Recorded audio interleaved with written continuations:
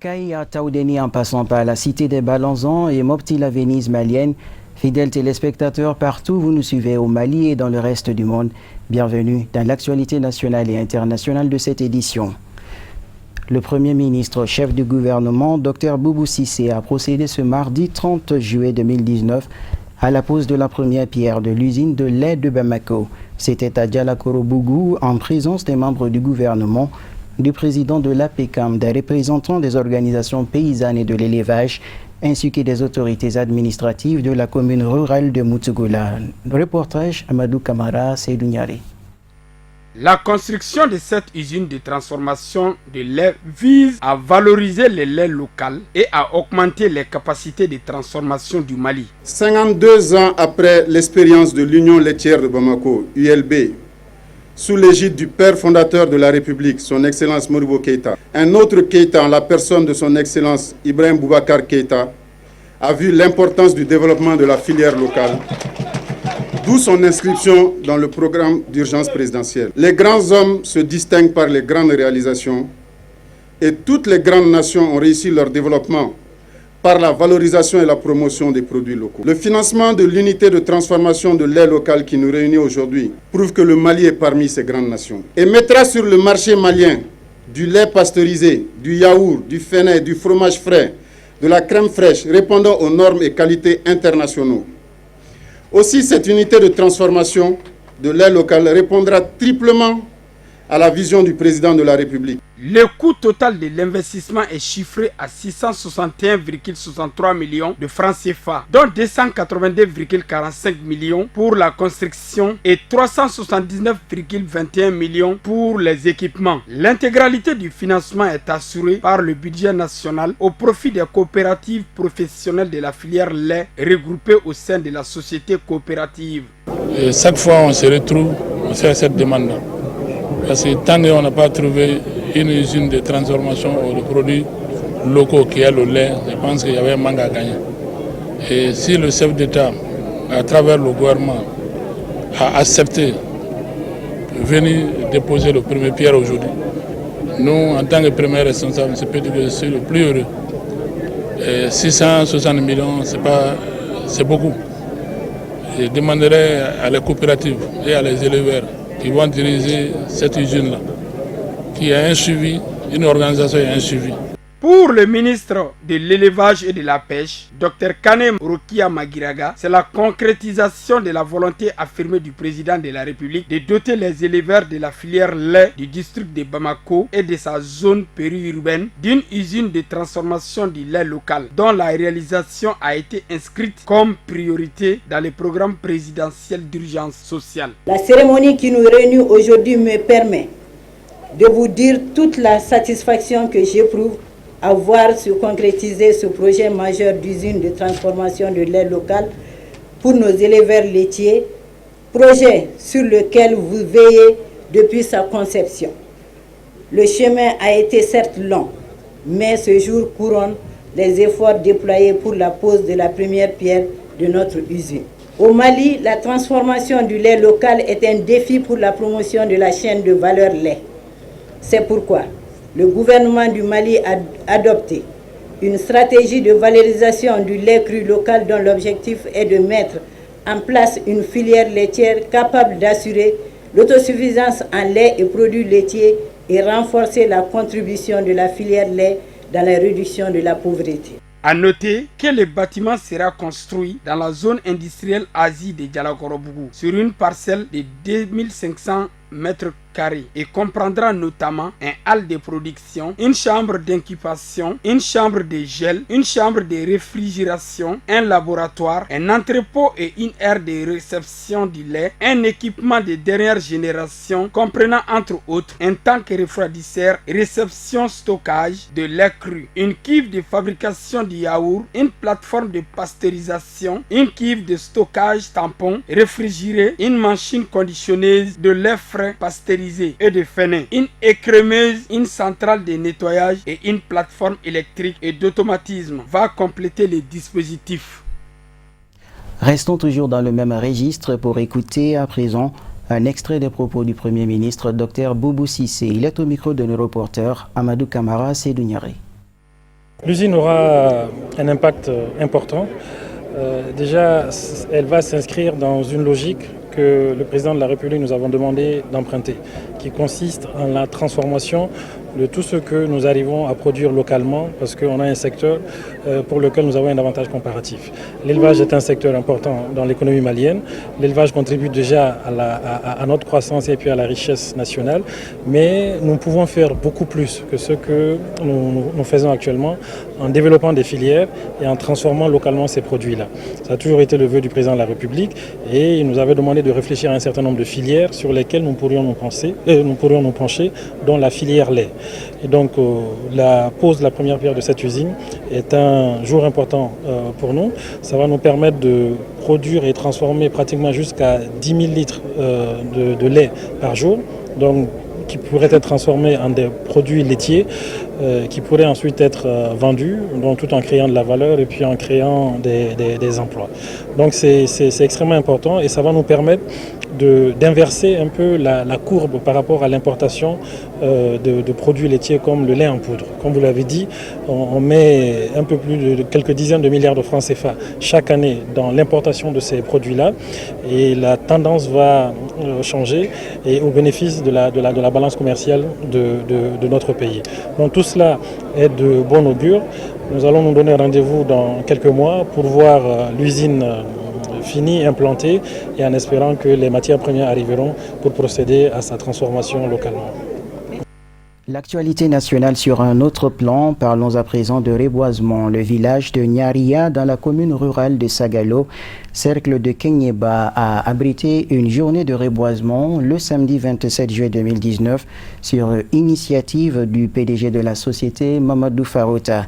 L'événement a enregistré la présence du sous-préfet de l'arrondissement de Faraba ainsi que le maire de la dite localité. Nos envoyés spéciaux, Sadio Sidibé, Samba Traoré. Cette activité s'inscrit dans le cadre de la Journée nationale du reboisement célébrée le mois de juillet de chaque année. L'initiative est du PDG de la société Mamadou Farota qui a juste respecté le texte qui stipule la loi numéro 010-028 du 12 juillet 2010 en vue de lutter contre la désertification forestière au Mali. Le sous-préfet de l'arrondissement de Faraba ainsi que l'agent forestier estiment que cette initiative de Mamadou Farota représente pour eux une grande satisfaction car elle permettra d'harmoniser un meilleur cadre de vie dans leur commune. L'activité qui nous réunit ce matin s'inscrit dans deux cadres. Le premier, ça c'est par rapport à le reboisement même, l'activité reboisement même qui a été lancée le 13 de ce mois par le ministre. Ce reboisement est un facteur qui a été lancé, est une opération qui a été lancée depuis 2015. Cette opération est dénommée Un Mali vert. Cette année, l'édition de 2019 est placée sous le thème de le sceau, l'arbre est le sceau de la vie. Plantons-en pour préserver notre environnement. C'est ça qui est important. Maintenant, le deuxième point, le deuxième axe, ça c'est par rapport au cadre même de ce matin, précisément les plans qui ont été élaborés par la société Farota. La société Boiserie Farota Sarl est juste là en train de respecter les textes qui ont été établis pour la réglementation des eaux et forêts du Mali. La loi en question, la loi 010-028, nous sommes juste en train de matérialiser ces différentes activités. La loi dit quand il y a un plan d'aménagement, quand on coupe, il y a une période qu'on doit reboiser. Il est juste là en train de récompenser ce qu'il a fait. On le remercie très bien. Il y a pas mal de difficultés, mais on le surmonte. Puisque nous sommes en train de collaborer avec une population qui n'est pas facile à côtoyer. Donc on les explique au fur et à mesure, ils sont en train de comprendre. C'est une activité qui n'a pas commencé cette année. Nous y sommes, ça fait 2 ans.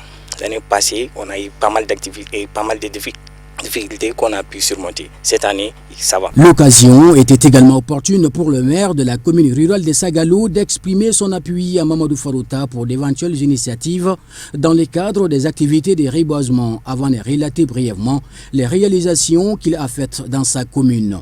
La société Farota peut compter sur notre appui parce que je peux le dire parce qu'il est en train, souvent il est en train de faire notre travail. Parce que nous sommes là pour le développement, pour que la commune puisse développer. C'est en faisant des appuis aux maires, aux collectivités que nous pouvons arriver à cette fin. Maintenant, si la société est en train de faire des actions de développement, nous ne pouvons que remercier cette société à travers le PDG de la société qui est Mamadou Farota. Le PDG de la société Mamadou Farota multiplie des activités de reboisement dans plusieurs communes du cercle de Kenyeba. Mamadou Farota reboise chaque année des pieds d'arbres afin de se conformer à la loi numéro 010-028 du 12 juillet 2010 pour lutter contre la désertification. À cela s'ajoute la construction d'un pont permettant de faciliter la circulation des populations environnantes. Cette journée de reboisement a permis de planter 400 pieds d'arbres sur 1 hectare. Les activités ont pris fin par une visite d'un pont construit par le PDG de la société Mamadou Farota. Direction l'hôtel Salam de Bamako, où le chef de la tribu Kelan Tassar a été primé par le Forum Libre pour ses actions en faveur de la paix au Mali. C'était au cours d'une cérémonie solennelle ce lundi 29 juillet. Placé sous la haute présidence du professeur Diongouna Traoré, ancien président de la République, la cérémonie a enregistré la présence de sommités du monde politique, religieux et coutumier. C'est un reportage signé Amadou Kamara Abdoulaye Sokodogo. Cette cérémonie de décoration est initiée par le Forum Libre en guise de reconnaissance au mérite du chef de la tribu Kel Ansar du Mali, Abdul Majid Ag Mohamed Ahmed Di Nasser, et recevant ainsi les trophées d'or du prix professeur Dionkouda Traoré pour la paix. C'est pour moi un grand plaisir, un grand honneur de vous avoir parmi nous ce soir à l'occasion de la cérémonie de remise des trophées du prix Dionkouda Traoré pour la paix à notre cher compatriote M. Abdul Majid Ag Mohamed Ahmed Ansari Di Nasser, chef général de la tribu de Kel Ansar et allié, qui s'est distingué par son courage, son patriotisme, sa citoyenneté, sa loyauté et son dévouement à la cause nationale, son sérieux et son abnégation au travail bien fait, son bon office au service de l'État et son sens des responsabilités. Il fait l'honneur et la fierté du Mali. Cette cérémonie est placée sous le signe de la paix, de la cohésion sociale et de la réconciliation nationale. Plusieurs témoignages ont été faits par des personnalités présentes à la rencontre et n'ont pas manqué d'évoquer les bienfaits de l'homme dans le cadre du vivre ensemble, de la paix et de la réconciliation nationale. J'ai connu Nasser il y a longtemps, mais nous avons commencé nos activités ensemble pour la paix il y a à peu près 5 mois. Et en 5 mois, j'ai compris que ce pays égorge d'hommes dignes, braves, qui œuvrent tous les jours pour la paix. En effet, j'ai assisté à tout ce que Nasser a fait pour le bénéfice de la paix et de la réconciliation dans notre pays, à commencer par l'organisation du retour de notre père. Le choix du président de la République Ibrahim Boubacar Keïta, porté sur son aîné Dionkouda Traoré, ancien président de la République, d'œuvrer pour le retour au calme et à la paix dans le centre du pays, n'est pas fortuit. Nous sommes là ce soir pour marquer notre attachement à la paix. Cette denrée dont nous n'apprécions la présence, la valeur, la saveur que quand elle vient à nous manquer. Personne mieux que nous, les Maliens, aujourd'hui, n'en est conscient.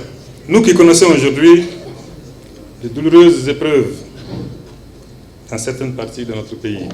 Mais ces épreuves ne sont pas une fatalité.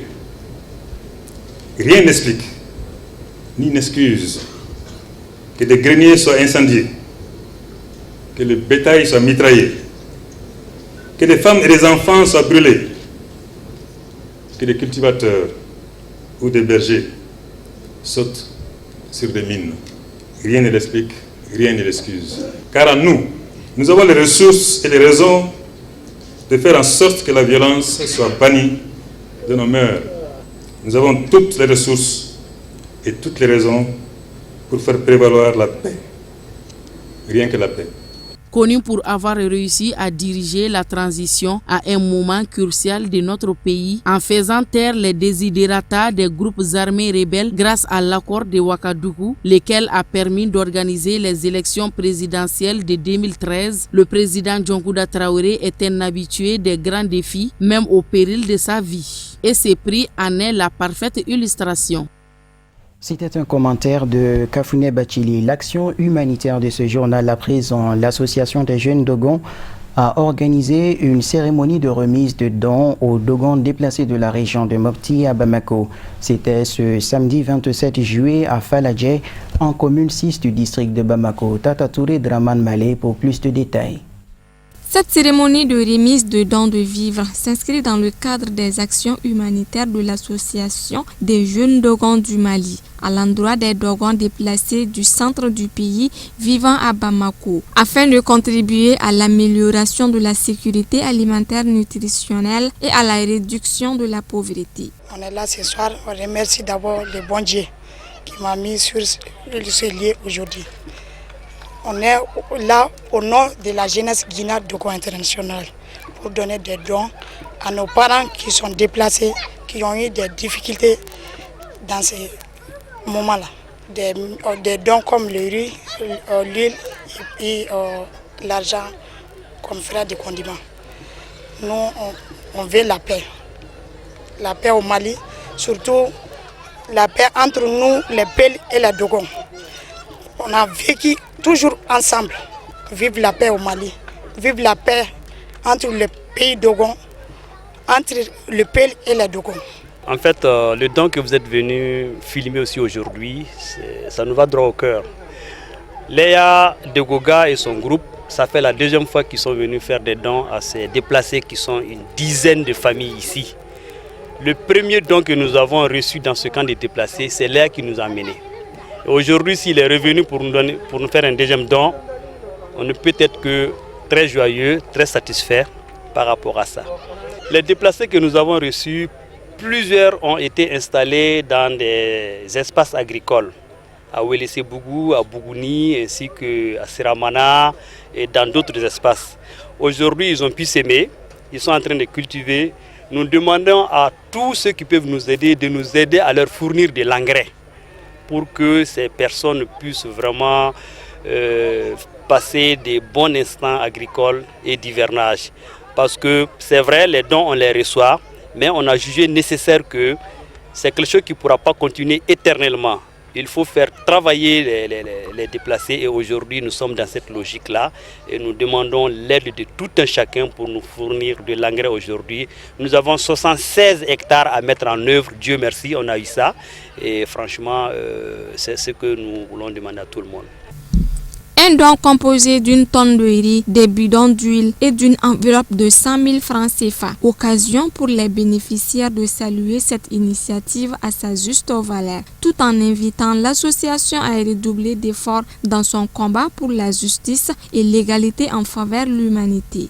On le remercie beaucoup et nous demandons à toutes les autres associations de jeunes qui veulent faire du bien, de se référer à lui et de faire comme lui, pour que les parents qui sont ici en difficulté puissent vraiment recouvrer c'est-à-dire que la joie de vivre. Signalons que l'association des jeunes Dogons est une association apolitique à but non lucratif et s'engage jour et nuit pour le développement des Guinéens Dogons à travers le monde entier.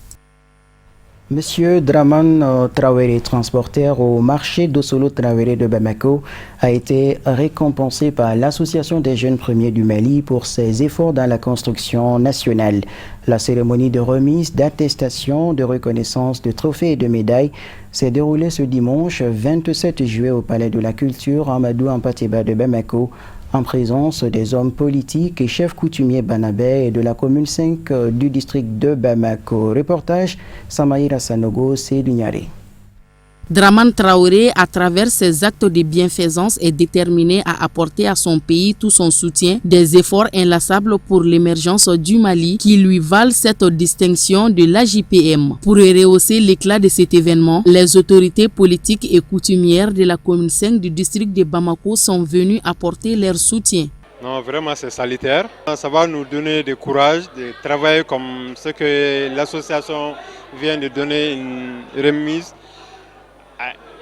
Un citoyen malien vraiment qui honore le Mali dans le monde entier, parce que tout le monde ne peut pas rester comme Dramane. Vraiment, il a travaillé journalièrement. Vraiment, j'apprécie l'association de cette initiative.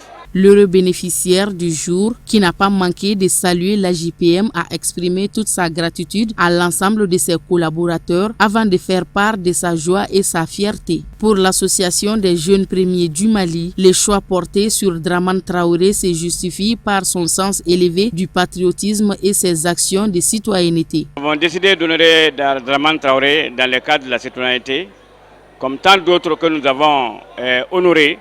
Parce que c'est la 191e édition.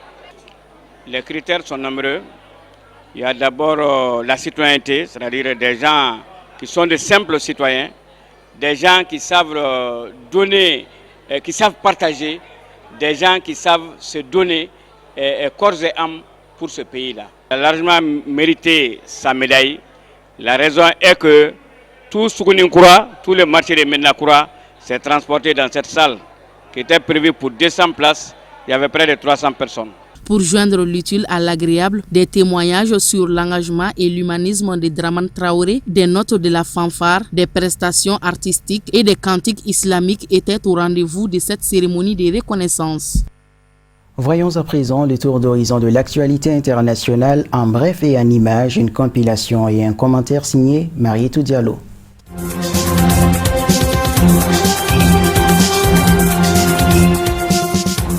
Les négociations entre le pouvoir militaire et les chefs de la contestation ont été suspendues mardi au lendemain de la mort de 6 manifestants lors d'un rassemblement au Soudan. Les cours sont annulés jusqu'à nouvel ordre. Les négociations devaient permettre de finaliser certains points en suspense après la conclusion d'un accord de partage de pouvoir le 17 juillet. Obtenu après de difficiles négociations, il prévoit un conseil souverain composé de 5 militaires et 6 civils chargés de mener la transition pendant un peu plus de 3 ans. Dans la soirée, une association de médecins proches du mouvement de contestation a indiqué qu'un 6e manifestant avait succombé à ses blessures après avoir reçu une balle dans la tête.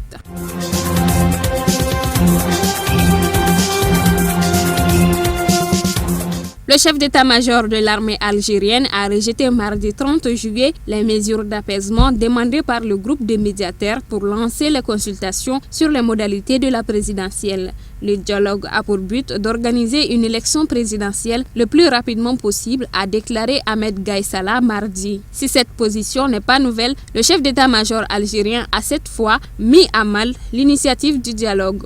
Il a déclaré que les demandes de mesures d'apaisement étaient des dictats et des idées empoisonnées qui proviendraient de ceux qu'il appelle la bande, une expression qu'il utilise pour qualifier les hommes d'affaires proches de la famille d'Abdelaziz Bouteflika.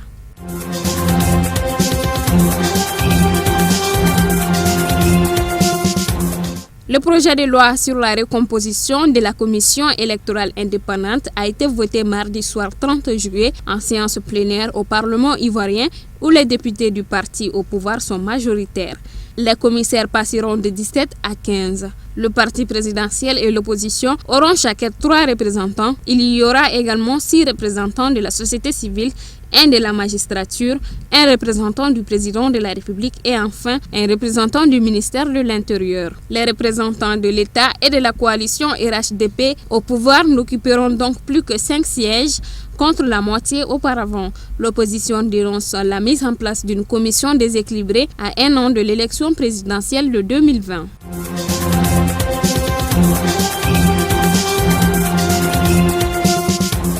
Face à l'enlisement de la bataille pour le contrôle de Tripoli, les belligérants libyens changent de tactique et intensifient leurs raids aériens, une escalade militaire dont s'est alarmé l'émissaire spécial de l'ONU en les exhortant à la trêve. Depuis le début de l'offensive lancée le 4 avril par l'homme fort de l'Est libyen, le maréchal Khalifa Haftar, pour reconquérir Tripoli, ses troupes tentent de maintenir leur position aux abords de la capitale sans parvenir à progresser. En face, les forces loyales au gouvernement d'union nationale, reconnues par l'ONU, essaient de les repousser tout en peinant à prendre du terrain au sud de Tripoli.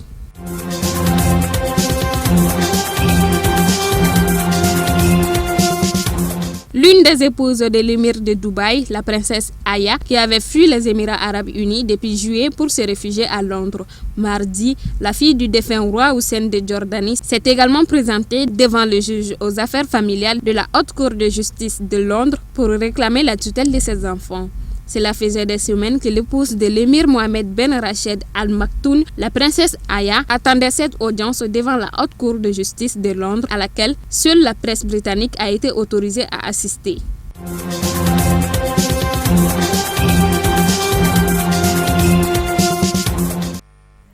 Ainsi s'achève cette édition qui vous a été proposée par l'ensemble de la rédaction. Merci à vous de l'avoir suivi à 21h.